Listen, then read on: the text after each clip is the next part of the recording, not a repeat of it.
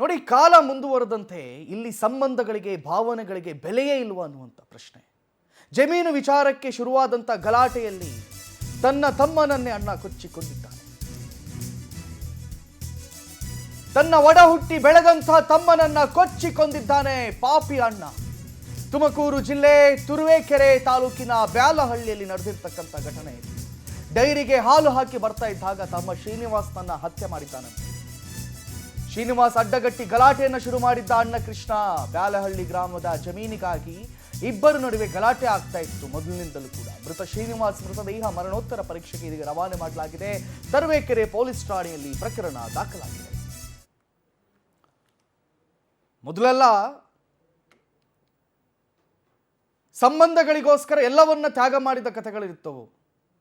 ಆದರೆ ಈಗ ಹಂಗಲ್ಲ, ಕಾಲ ಬದಲಾಗ್ಬಿಟ್ಟಿದೆ. ಇಲ್ಲಿ ಸಂಬಂಧಗಳಿಗೆ ಬೆಲೆನೇ ಇಲ್ಲ.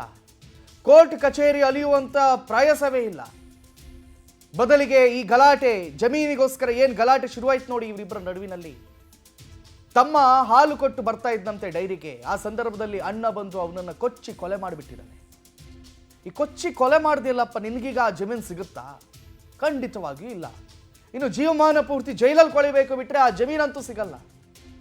ನಾನು ಜೈಲಲ್ಲಿ ಕೊಳತ್ರೂ ಪರವಾಗಿಲ್ಲ, ನನ್ನ ತಮ್ಮ ಅದನ್ನು ತಿನ್ನಬಾರ್ದು ಅಂತ ಹೇಳೋದಿದೆಯಲ್ಲ, ಇಂತಹ ಮನಸ್ಥಿತಿಗಳು ಬಹಳ ಕೆಟ್ಟ ಮನಸ್ಥಿತಿಗಳು. ಇದು ಸಮಾಜಕ್ಕೆ ಘಾತಕ ತರುವಂತಹ ಮನಸ್ಥಿತಿಗಳು.